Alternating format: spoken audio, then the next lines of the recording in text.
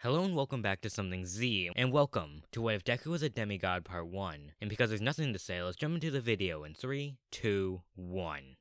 Okay, so we begin this what if when Izuku was around 7 years old, and when he was getting picked on by Bakugo and his friends for not having a quirk, and Bakugo is now going in for a punch. But when he made contact with Izuku, a small electric shock happened between the two of them, which wasn't strong, but it was just strong enough to make Bakugo pull back. And seeing that is weird, Bakugo did it again, with the same results still happening. So now we skip to when the school day ends, and when Izuku got picked up by his mom, he told her that for some reason he can shock people. And hearing this, Inko took Izuku straight to the doctors, and she got his quirk registered as an electricity quirk that makes a small shock when he makes contact with someone at will, which Izuku accurately named after getting tested as Shock. And after the doctor's visit, Inko told Izuku that the time when he will become a hero will be soon. He'll just have to wait for his father to come back. And hearing this, Izuku is confused because he hasn't seen his father since when he was just a baby. But because Izuku wants to be a hero and he doesn't want to start an argument with his mom, he just decides to go along with it. So now we skip to when Izuku is around 14 years old. And by this point, Izuku has gotten stronger, way stronger than a normal human, being able to carry his own body weight. And on every physical aspect, he is better than every other person at his age. So he looks how he did when he entered the entrance exams. So anyways, Izuku's teacher just asked what did everyone want to do when they got into high school. And eventually the teacher asked who wanted to join the hero course. And hearing this, everyone raised their hands and they began to shout, saying that they wanted to be a hero. And hearing this, Bakugo got out of his seat and he began to shout, saying that he was the best and how no one in the class would become a hero, and at best they would become sidekicks. And hearing this, people began to whisper Izuku's name. And hearing this, Bakugo said that Izuku is just a human battery that makes up for his weak quirk by working out. And because Izuku really doesn't care about what Bakugo is talking about, he just lets Bakugo ramble. So we skip a couple of hours towards the end of the school day, and everyone besides Izuku has left to gone home, because Izuku is taking notes on a new hero, Mount Lady. And because Izuku somewhat has a quirk, Bakugo doesn't actually bully him, and if anything, they kinda have a rivalry relationship. So when Izuku was done writing down notes, Izuku decided to go home, and because he was tired, he decided that he wanted to go home faster, so he decided to take a shortcut. And after a couple minutes of walking, he eventually makes it to a bridge. And when he got halfway across the bridge, Izuku noticed a nearby sewer grate begin to shake and move. And seeing this, Izuku stopped moving, and after a couple seconds, the grate shot off and landed on the ground next to the sewer, and the green sludge then began to slowly crawl out. And after less than a minute, the sludge villain was completely free, and once it was freed, it began to look around, and after a second of scanning his surroundings, he found Izuku, so he lunged at him. And eventually, the sludge villain completely wrapped himself around Izuku, and he began to suffocate him, by putting himself inside of Izuku to try to take over his body. But after Izuku began to suffocate, Izuku decided to let his energy run wild, so he began to shock the villain with everything he had, which made the sludge villain begin to slowly slow down and smoke. But once Izuku started to lose voltage and slow down, the sludge villain went back to his normal pace. And after Izuku ran out of voltage, Izuku began to slowly lose consciousness and black out. But while he was passing out, Izuku began to plead for someone to save him. And at the last second, Izuku in his mind shouted,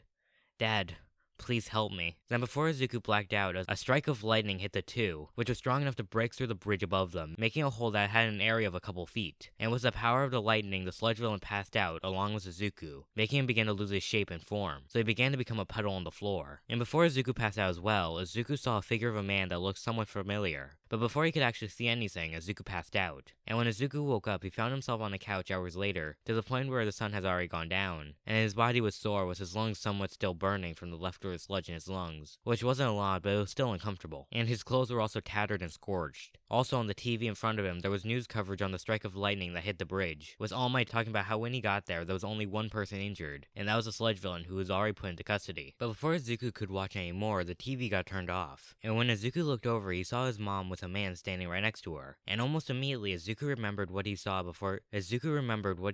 the bridge before he passed out, and he recognized that the two are the same person. And seeing this, Izuku jumped out of his seat the best he could. Remember, he's still sore from almost dying. And when he got up, he asked who the man was, and why did he save him. And in response, the man looked at Inko, and she gave him a small nod. And once he saw that, he told Izuku that he was his father, and the source of his powers. And hearing this, Izuku was full of questions, with the first one being, where was he for the past 10 plus years of his life? And why was he only appearing now? And hearing this, the man told Izuku that he appeared now because this was around the time he was planning on actually meeting Izuku, give or take a couple years. Plus, he could tell he was needed by his son, and that's why he's there. And wondering what he was talking about, Izuku asked how did he know he was in danger. And in response, the man told him that his name was Zeus, as in the Greek Olympian god. And hearing this, Izuku was confused, and seeing the expression on his face, Zeus began to explain the Greeks and the gods, saying how they and him have been around for thousands of years, with them throughout the ages giving birth to kids with superhuman abilities. But because of reasons, they haven't been having children with mortals for the past couple hundred years, until he met Inko. And because he is the son of Zeus, he has been given extraordinary powers power, even more strength than if he was a child of any other god, except for his two other brothers from the big three. And he didn't interact more with him or Inko because in the past, it has caused problems for them and the actual children themselves, if they get too involved. But then he tells them that it doesn't mean that he hasn't been keeping an eye on him, and he knows what Izuku wants. And once he was done with the explanation about who he is and where he's been, he walks to Izuku and he puts his hand behind him. Then when he puts his hands out in front of him, there's a small box that can fit about one of Izuku's hands. And when Izuku opens it, he sees a pair of black gloves with yellowish orange markings that almost look like streams of lightning and electricity. And seeing them, Izuku put on the pair of gloves, which seemed to fit just right. Then once Izuku put on the gloves, Zeus told Izuku to say the word fight. And hearing this, Izuku said the word, and once he did, the fingerless gloves became a pair of golden brass knuckles. And once they were transformed, Zeus began to explain that because he is his kid, he has electric powers, which for right now he has a hard time controlling to his full potential. But with these gloves, it allows him to control it, and he can use it as a weapon at the same time. Then when Izuku was done expecting his new toys, Izuku said fight again, and when he did, the gloves returned back to their original form.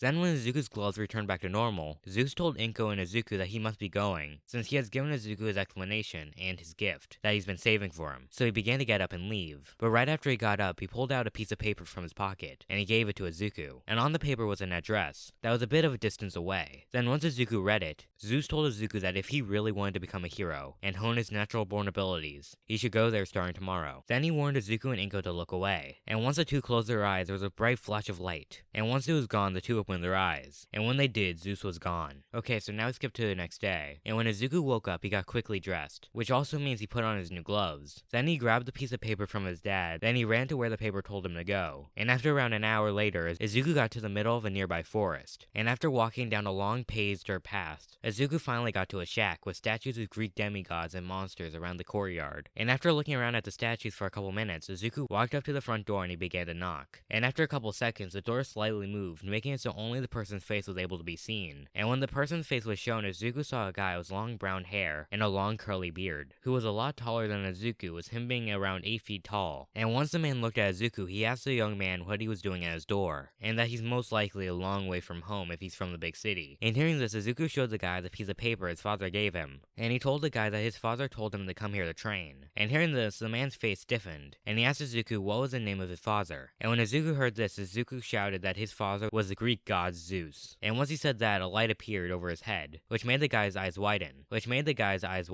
And when Izuku looked up, he saw a symbol of a lightning bolt. And once the lightning bolt appeared over his head, Izuku felt stronger than he had before, as if energy was flowing straight into him. And after a couple seconds, the symbol over Izuku's head started to vanish, eventually disappearing completely. And once the symbol was gone, the man asked Izuku what would he do if he were to train him. What would he do if he was able to hone his abilities to the fullest of his potential? And hearing this, Izuku told them that he would become a hero that'd be able to save everyone with a smile on his face, and become one of the greatest to ever live. And hearing this, the man smiled, and he told Izuku that his name was Chiron. Then he pushed the door completely open and he trotted out, and he walked into the sunlight. And when he did, Izuku saw that Chiron wasn't completely human, because from the waist up, he was a normal, strong-looking human male, but on the bottom half of his body, he had the body of a brown stallion. Then he looked over at Izuku and he told Izuku that from here on out, he would train him, and he would make him into the hero he dreams of. Then he grabbed a bow and a quiver of arrows that was on his patio, and he told Izuku to follow him down another dirt path that goes deeper into the woods. And after a couple minutes of walking, the two find themselves in a clearing of trees, with it now being a plain field that is the size of a couple football fields, with there being different pieces of equipment and multiple obstacle courses spread across the clearing. For example, there's a giant lake with electric eels swimming around. There are targets for archery practice and rock climbing, but there doesn't seem to be a harness or cushion of any kind. And after Izuku looked around for a couple seconds, Chiron led Izuku to the previously stated lake. And when the two got to the lake, Chiron picked up a timer that was laying on a nearby rock, and he told Izuku to use the rocks to get to the other side as fast as he could. And after counting down from 3, Izuku began to run, with him being careful where he jumped because he doesn't want to get electrocuted. But on the final jump from the rocks to the other side of the lake, Izuku undershot the jump, making him land in the water. And the second Izuku fell in, eels began to surround Izuku. And when they did, Izuku began to close his eyes, ready to get shocked. But after a couple of seconds, Izuku just felt a bit tingly where the eels bed on. So feeling this, Izuku pushed the eels away and he swam a couple of feet to the shore. And when Izuku got to the other side, Chiron was waiting for him. And he he stopped the counter, with Izuku getting around 5 minutes. Then when the counter stopped, Chiron shook his head and he told Izuku that he needs to get faster and stronger, not just physically, but with his abilities as well, because he is born with natural gifts that rival mere mortals. So he told Izuku that he will continue this training until the end of the day, which they did. And the end result was that Izuku was able to get to the other side of the lake in 3 minutes at his fastest. And after Izuku's final attempt after the sun went down, Chiron told Izuku that he was done for the day, and he led Izuku to his house. And once they got there, Chiron told Izuku that he would train Izuku until he seemed like he was ready. So now we skip to the day before the UA entrance exams. And currently, Izuku is doing the last of his training with Chiron. And by this point, Izuku has gotten so much stronger, with him now being a bit more superhuman than he was previously. Izuku also has gotten stronger at using his lightning/electrical abilities, with him being able to manipulate it. He can also sense electricity as well. And like before, he can generate electricity from his body, being able to shock people with physical contact. But finally, Izuku was able to learn how to bring lightning bolts and smite where he sees out of nowhere. But the restriction is that it takes a lot of energy and it takes a bit of time. So Izuku likes to use it as a last resort, with him only being able to land one lightning bolt before he feels like passing out. And because of his fighting training with Chiron, Izuku knows how to fight with a multitude of weapons, such as a spear, a sword, and a bow and arrow. But what Izuku more specifically focused on was hand-to-hand combat, thanks to the gifts Zeus gave him. So now we actually jump back into the what if. And when Chiron counted down and got to 0, Chiron began the counter. And when he did, Izuku began to run, using his whole body as he jumped, without fear of falling or messing up. And once Izuku got to the other side of the lake, Chiron stopped the counter, with Izuku getting the time of 1 minute and a half. And once Chiron said that, he said that Izuku has done well with his training, and that for the time being, he has nothing more to teach him, and now he has to hone his skills he already has. And once he said that, the two began to walk back to the shack. And once they got to Chiron's house, Chiron gave Izuku a final farewell, and he gives Izuku luck on the entrance exams the next morning. And after Izuku said his thanks, Izuku began to run home to get ready for the big day. So now we skip to the next morning when Izuku got to the front gates of UA. And after taking one final breath, Izuku began to walk towards the school. But after taking a couple steps, Izuku tripped on a rock, and he began to fall. But before Izuku could faceplant on the ground, he stops midair, losing all of his momentum. And when Izuku looked behind him, he saw a girl with brown hair holding onto his bag. And once she put Izuku's feet back onto the ground, the girl gave Izuku weight again. And after some talking, she leaves to go to the exam hall. And shortly after that, Izuku goes to the exam hall as well. And when the exam hall got filled, President Mike told all the examinees the events that would happen, and what the rules are for each event were. So now we skip a couple of hours, and the first part of the entrance exams has finished. And everyone that passed, including Izuku, were waiting outside the exam area for the next part. And while Izuku was waiting for the area to get opened up, Izuku tried his best to sense any electricity in the area. And after a couple minutes, Izuku was able to sense a big amount of electricity moving around, which Izuku was able to conclude were the robots President Mike was talking about. But before Izuku was able to sense anymore, President Mike appeared on top of a tower, and he shouted that the test is now starting, because in the real world there aren't any countdowns. Then right after he said that, the giant doors leading into the fake city opened up. And when they opened completely, everyone began to run through. And seeing this, Izuku ran along with them, with him being somewhere in the front of the group. And while Izuku was running, Izuku shouted the word fight, changing his gloves into knuckles. And whenever Izuku found a robot, he punched it as hard as he could, at what he was able to tell was the core. But not just that, Izuku electrified his hands the best he could, with it mainly going towards the knuckles. So when he made contact with the robot, Izuku would overload the core of the bot, making it explode from the inside out. And this kept going on for most of the duration of the exams, with Izuku by the last couple minutes having 30 robot points. But once there was a couple minutes left on the clock, the teachers that were watching the exams released the 0-pointers. And once they did, the giant robots began to move around, destroying the nearby buildings that were around them. And once Izuku and the other examinees saw the robots, they began to run. But after Izuku took a couple steps, Izuku heard someone yell from pain. And hearing this, Izuku turned around and looked. And when he did, he saw the girl that stopped him from falling before the exams even began. But there is now rubble on top of one of her legs. And because of that, she can't move and escape, while the 0-pointer was walking closer to her. So seeing this, Izuku turned around, and he began to run towards the girl as fast as he could. And while he was running, he shouted fight, making the knuckles return back to fingerless gloves. And once Izuku got to her, Izuku began to lift the rubble that was on her legs, and he put them to the side. Then after a couple of rocks, Izuku saw that the robot would get to them before he was able to completely get the rubble off of her, or just enough that he would be able to scoop her out. So then Izuku began to step back, and he told the girl to close her eyes. And once she did, Izuku began to focus as hard as he could. And after around 20 seconds, Izuku began to feel the electricity in the air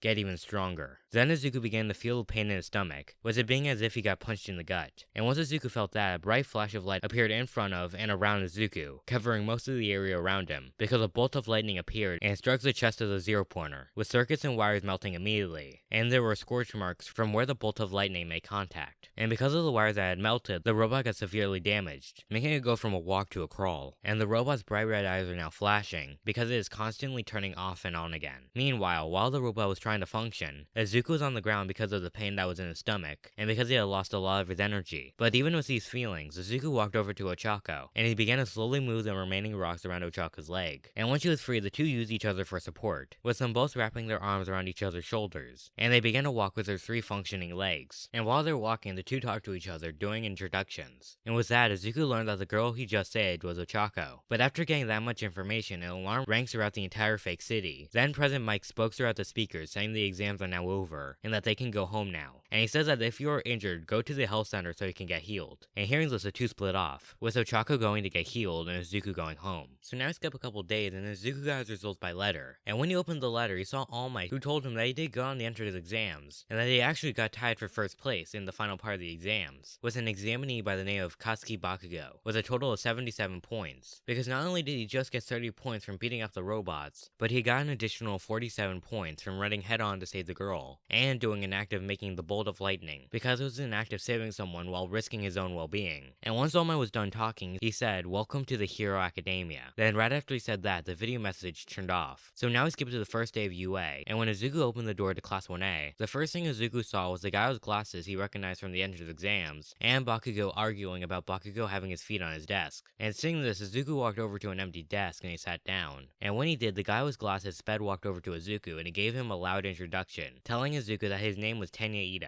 Then once Izuku gave him his name, Ochako appeared behind Ida, and the three began to talk for a couple minutes, while other people began to file in. But after a couple minutes, the group of 3 noticed a sleeping bag in the doorway, and once the rest of the class noticed it as well, they quieted down. And once they did, a grown man with black hair got out of it, and once he was fully out, he said that it took them way too long to get quiet, and that they will have to work on that. And once he said that, he told the class to get dressed in their PE clothes and meet him in the field outside, once they're dressed. And once everyone had gone to the field, Aizawa gave Bakugo a ball, and he told him to throw it as hard as he could while using his quirk. And hearing this, Bakugo pulled back his arm, and he threw it. But right before the ball left his hand, Bakugo fired an explosion, which propelled the ball even farther. And when the ball hit the ground, a number appeared on Aizawa's phone, which was 705.2 meters. Then he showed the class. Then Aizawa told the class that they'll be seeing how strong they and their quirks are, because at UA they only accept the best of the best, and that they don't have time to teach people without potential. Then he told them that the person in last place will get kicked out of the school. And once he said that, the test began. So for the first test, it was a 50-meter dash. And once Aizawa said to start, Izuku ran as fast as he could, with him getting a score of around 4.5 seconds. Then it was the long jump, and once Izuku was ready, Izuku ran at the box as fast as he could, and he just barely made it over the box. Then for the grip strength, Izuku got a score of 84 GK. Then after a couple more tests, it was time for the ball throw. And when it was Izuku's turn, Izuku wound his arm and he threw as hard as he could. And when the ball hit the ground, the number that appeared on Aizawa's phone was 67.3608 meters, or 221 feet. Then after everyone did the ball throw, Aizawa began to look at everyone's scores and he began to rank them. And because of Izuku's superhuman strength and hard training, Izuku got one of the higher scores, leaving the person with the lowest score being Mineta. And once he saw that, he began to plead for Aizawa to not take him away, and that he deserved to be here. But before he could finish his reasonings, Aizawa wrapped him up in his scarf, and he dragged him to the principal's office, and the class never saw him again after that. So now he skips to the next day, and when it was time for the hero course, instead of Aizawa walking into the room, it was All Might in his Golden Age outfit. And after the class was done freaking out over All Might being in their classroom, All Might told them to put on their hero costumes, and to meet him on ground B. So now it's time for me to explain Izuku's hero outfit. So basically, it's Izuku's original hero costume, but there are a few adjustments that Inko made. For example, the white parts are now a gold color, and with that comes a darker shade of green covering the entire outfit. And at the very top, there's a red line on the top of Izuku's head, and dips on the ears, to resemble Greek helmets with the red hair. And because Izuku is given gloves, he doesn't have the giant bulky ones you see on screen. And in his pouches, there are energy bars so it can replenish his energy if he uses too much electricity in battle. And that's basically it. So now we skip to when All Might sees everyone in their hero costumes, and he tells them that they will be doing a heroes versus villains exercise. Then he began to explain the rules, and at the end of the explanation, he puts everyone into groups of 2, with Izuku being paired with Ochako. He then pulled team letters out of 2 boxes, and he got Izuku and Ochako's team for the heroes, and Bakugo and Ida's team for the villains. And when the matchup was revealed, the rest of the class goes to a room to watch the match, while Izuku and Ochako come up with a plan to get the bomb. And while they're coming up with a plan, Ida asked Bakugo what was the extent of Izuku's electric power, because Ida was there when Izuku smited the robot during the entrance exams. But once Bakugo heard the story, he turned, and he began to walk off in frustration, because from his point of view, this seems way too strong for Izuku to do, because he hasn't seen how much Izuku has progressed, leaving Ida to take care of the bomb. And after a couple minutes, the exercise began. And when Izuku and Ochako got into the building, they ran until they were about to turn a corner. But before they turned, Izuku noticed a piece of yellow hair start to come out of the corner, so he pushed Ochako out of the way. And right when he did this, Bakugo jumped out of the corner and fired an explosion, which Izuku was able to mostly dodge, with it hitting Izuku in the ear, making Izuku lose an ear from his costume. And once Izuku landed, he shouted the word fight, and once he did, his knuckles appeared. Then he shouted for Ochako to run while he takes care of Bakugo. And hearing this, Ochako began to run.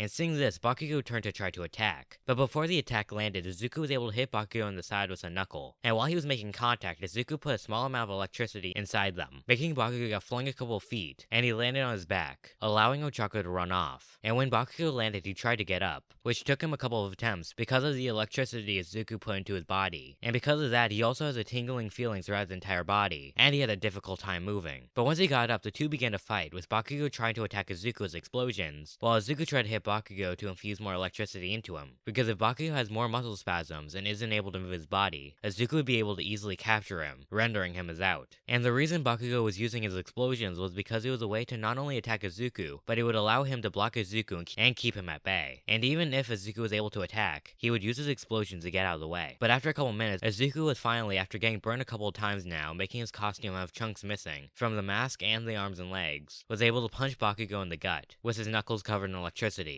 making Bakugo get flown back again. But because of the electricity, Bakugo began to spasm, accidentally activating his quirk, making him get launched even farther. And when he landed, Bakugo had a hard time getting up, because of the spasm and numb tingling feeling across his entire body. Also, the burns from the electricity's heat. But when Bakugo was finally able to get up, Izuku was now only a couple feet away, and he was walking towards Bakugo, telling him that it was now over. But hearing this, Bakugo made a giant smile, and he pointed an arm towards Izuku, and his other arm was beginning to move towards a pin that was on his glove. But when he got close to the pin, All Might and the speakers told him not to pull the pin, and that if he pulls the pin, he could kill Izuku. But Bakugo, hearing this, just began to laugh, and he then pulled the pin. And once he pulled the pin, a massive explosion erupted from Bakugo's glove, filling the entire hallway they were standing in. Then after a couple seconds, it reached Izuku, blowing him away as well. And after around 30 seconds, the dirt, smoke, and dust began to settle. And when the smoke settled enough to see, Izuku was on the ground and he seemed to be unconscious. And when Bakugo saw him, he walked over to him. And when Bakugo was standing directly above Izuku, Izuku quickly opened his eyes and he jumped up to do a flip. But before Izuku turned, Izuku jumped off of Bakugo, kicking him, making Bakugo get flung a couple feet and land on the ground. Then once on the ground, Ochako came in through Izuku's earpiece, telling him that she was able to locate Ida and the bomb, and that she needs assistance. And hearing this, Izuku began to run to her location. But because Izuku was fighting Bakugo with everything he had for the past couple minutes, he's drained. So his run is essentially no faster than a normal human running, which is slow for him, because of his training and super strengths. But before Izuku could escape the room, Bakugo began to chase after Izuku, with him using his explosions to propel himself forward. And seeing this, Izuku began to run faster and faster, with the sole thought of his head being to run and go faster. And after a couple of seconds, Izuku began to go faster, with a feeling like the air itself was pushing him forward. But because Izuku was focusing so much, he didn't realize this. And after around 30 seconds, the two made it to the room. With Ochako and Ida inside. And seeing this, Izuku ran into the room and he closed the metal door behind him, leaving Bakugo outside. And seeing this, Bakugo began to pound and pull on the door to try to get in. And hearing this, Izuku used most of the last of his energy to electrify the door. And when he did, he heard Bakugo grunt. Then he stopped pounding, and he landed on the floor. Because on the other side, Bakugo had fallen to his knees and he was trying his best to move. And seeing that this wouldn't hold Bakugo back forever, Izuku began to examine the room. And when he did, he saw that Ochako and Ida were at a standstill, with Ida at one side of the room with the bomb, and Ochako was on the other. So seeing this, Izuku told Ochako to charge. And hearing this, the two ran at the same time, with one of them running at the bomb and the other running at Ida. And when Izuku got to Ida, Ida went to try to grab the bomb in order to move it away. But before he was able to escape, Izuku was barely able to grab onto him. And when Izuku made contact, Izuku used the rest of his remaining energy to shock Ida, making the pair fall to the ground. And when Ida was able to recover after a second, he saw Ochako close to the bomb. So he got back up and he ran as fast as he could. But because of the numb feeling he had in his legs, he wasn't fast enough, to the point where he was only a couple feet away from Ochako when Ochako was able to put her hand on the bomb. And once she made contact, All Might and the speakers announced that the hero team won. And once this was announced, robots appeared in order to take Izuku away to get healed by a recovery girl, because he was completely knocked out, with Bakugo not falling far behind because he had to get healed from all the damage Izuku's electricity did to him. And that's not really the what if. I hope you enjoyed this part, and I hope you enjoy the series moving forward, and I hope to see you next time on Something Z.